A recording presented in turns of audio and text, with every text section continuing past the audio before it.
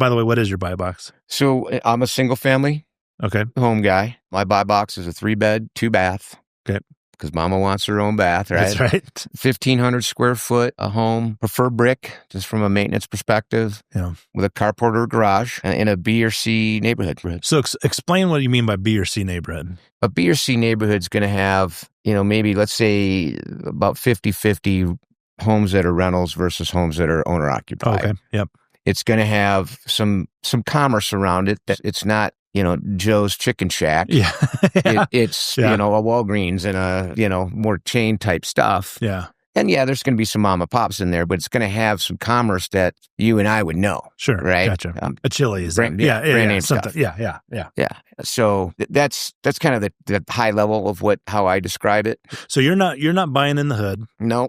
You're not doing. So are you doing fix and flips? Are you doing? We're doing long-term buy and hold. Okay. So, fix and flip. I mean, that's a great strategy and people can make money at it. It's just not what I choose to do. Yeah. I'm looking for passive long-term cash flow. Yeah. And then hopefully, obviously we hope it appreciates as well. Okay. So let's say one of our moguls out here, somehow is getting some direct to seller leads. They're doing their own marketing.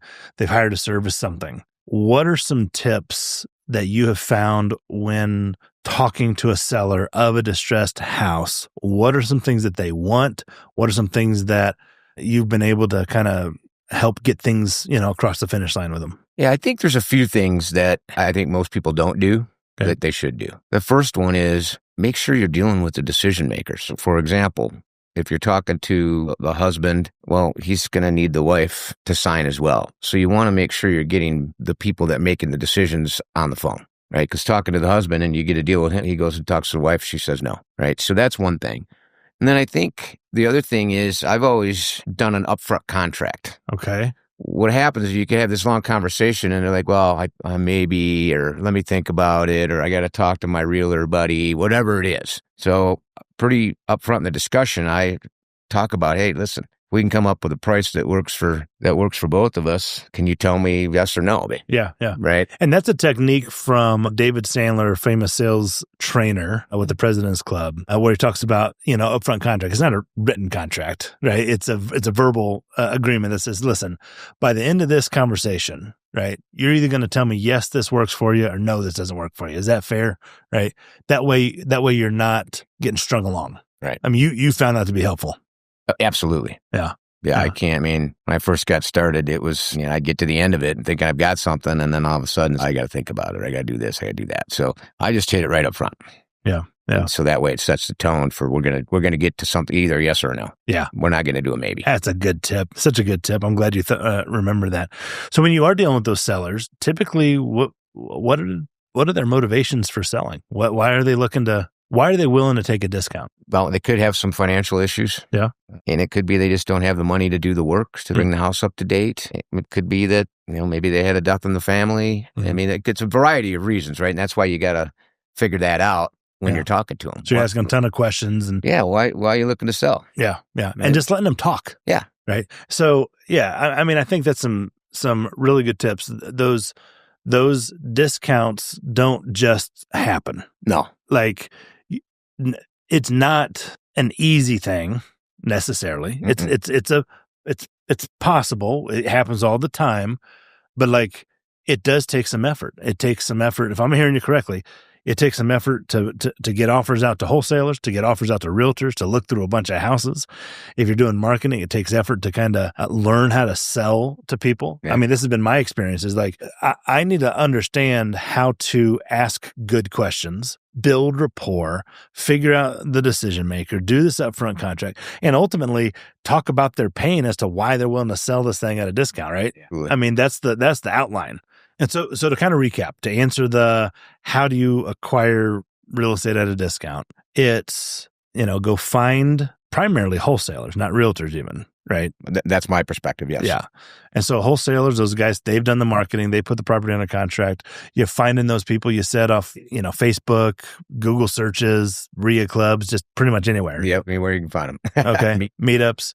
And so then you go find those guys and you see what kind of inventory they've got. You're doing your numbers. You don't care what they want for the house, right? You then want to give them an offer for what you can pay for it. Now, are you giving them the offer that you can pay, or are you doing a little I'm finessing? starting lower. I'm starting lower than that. Starting lower. Yeah. Yeah. So because they're going to beat me up, right? Yeah. So if you'd be willing to pay 130, you're not starting at 130. No.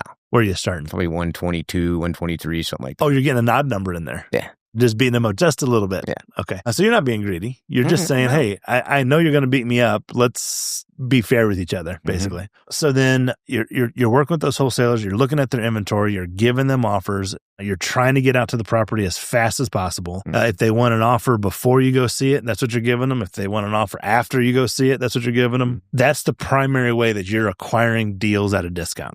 Correct. Is that right? That's correct. Okay. Occasionally, a realtor, finds a distressed house. Are you typically having to find those off the MLS or Zillow, or are they calling you up? Help me understand.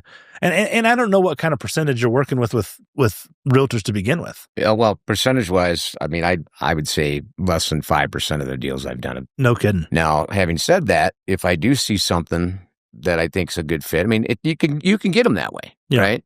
Yeah. It's just harder to get them at the discount, right? Gotcha. If they're on the MLS, they're trying to get max money for it. But the thing that does happen is if you can establish relationships with realtors, you can get what's called a pocket listing. Yeah. They'll call you and say, hey, I'm getting ready to list this. Is this something that would work for you? Can you give me an offer? Yeah. Can you give me an offer? Yeah. Because at the end of the day, they want to make money quickly. Yeah. We want to make money quickly. Everybody wants to make money quickly. Move it down the line. Okay. Yeah. So then you have seen more success with sellers, direct to sell, like people who actually own the house, more than you even dealt with realtors. Is that fair to say? Absolutely. Yeah. So then with them, that lead comes in. I would imagine you're taking the same approach of, I got to call this person now, get out to the house as soon as possible.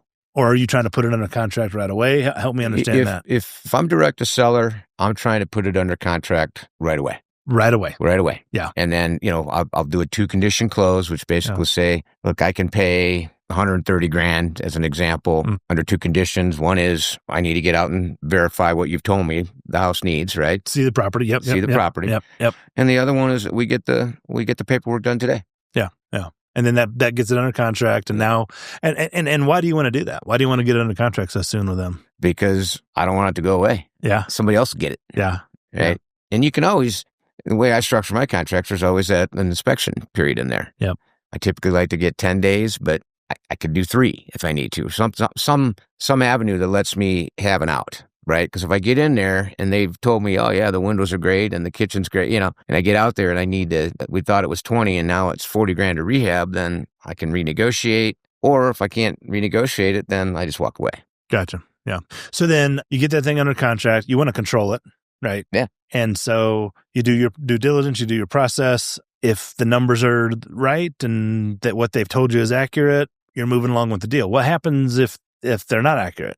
Like, you assumed 10, 15 grand worth of rehab turns into 40. How are you approaching that? Well, and I have to go back to the seller and explain, here's what really needs to be done to bring this house up to today's market standards. And here's what it's going to cost. Mm-hmm. And you got to remember, as a real estate investor, we get work done a lot cheaper than Joe homeowner. Okay. Yeah. Yeah, right? Good point. Somebody they may look at a kitchen and say that's $25,000, right? We get it done for $8,000. Yeah, so that's right. So it's that type of discussion with them, assuming sort of a retail, the guys in the khaki pants and the wrap trucks doing the work versus the construction folks that I have. Yeah. So you can build a pretty good case, and most people, not all, but most people have done some sort of remodel project in their journey in life. And they've hired those guys. Yeah. Because they wanted the guarantee, they wanted the warranty, they wanted the feel good, and they recognize, in fact, it's probably not uncommon that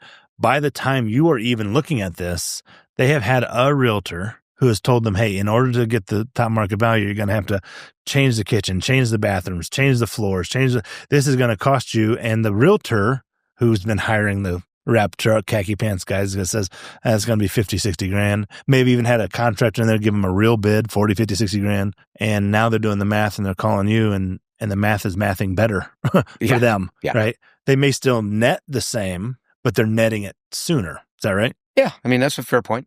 Yeah. Thanks for watching. Hit the subscribe button right now. You don't want to miss the next episode. Every week, we drop practical money strategies and real stories that'll change the way you think about wealth.